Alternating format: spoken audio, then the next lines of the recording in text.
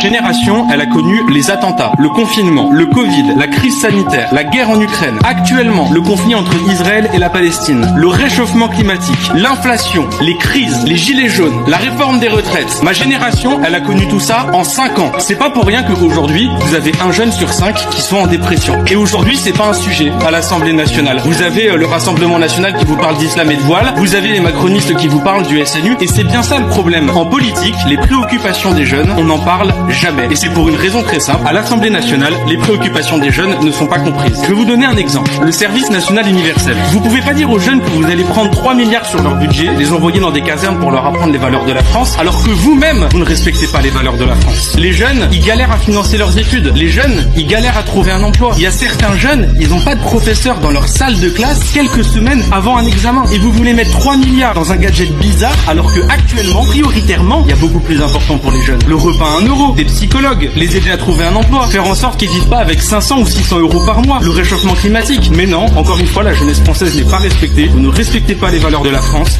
Vous mettez tout cet argent dans un SNU qui nous coûte cher et vous ne comprenez pas que ce soit ressenti comme une injustice par la jeunesse.